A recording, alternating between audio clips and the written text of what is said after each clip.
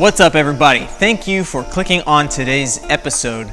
This is a different video from what I usually put out because I'm more on the physical therapy, mobility, and recovery side of things, but I also have a secret obsession with the Reebok Nano.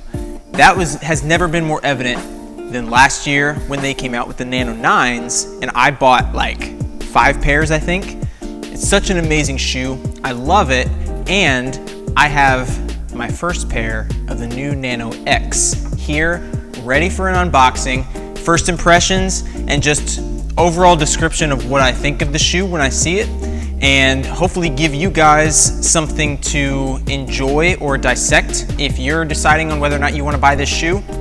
And then I will be doing a follow-up review in a couple of weeks to sort of give my opinion on how I feel like the shoes work, how they feel, how they handle different environments and different training sessions for CrossFit, and just kind of see where we go from there. I'll just get right into it. We'll start unboxing.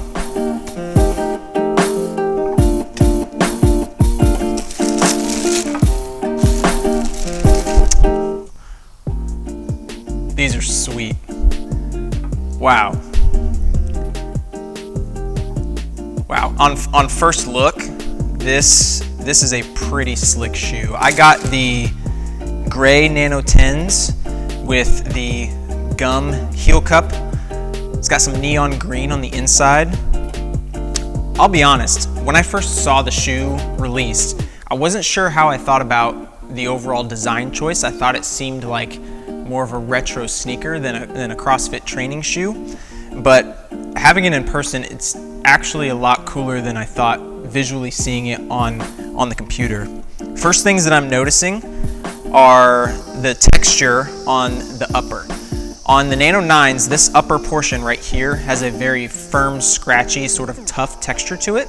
This is more of almost like a flex weave, like a soft fly knit sort of feel to it, but it still has some scratchy texture to it, which I think will help with durability moving forward. You also can notice here that they've incorporated the Vector logo into the structure of the shoe. So where they've got this black print going on here, they create the other portion of the Vector sort of with this mesh on top.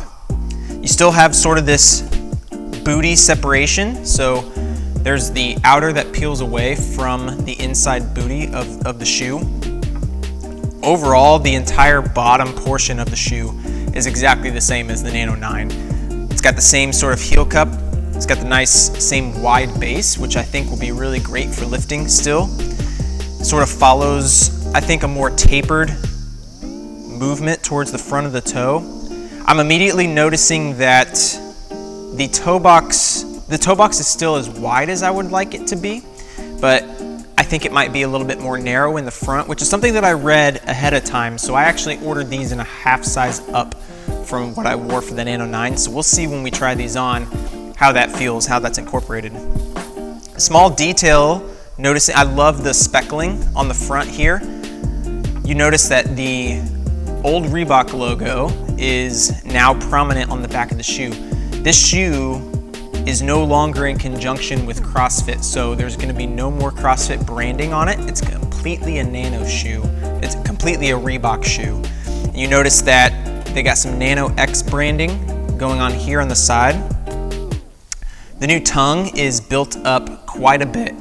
It's got a big Reebok logo on the front of it, and it seems to possibly be something that might hug the foot a little bit better in pairing with this new heel counter.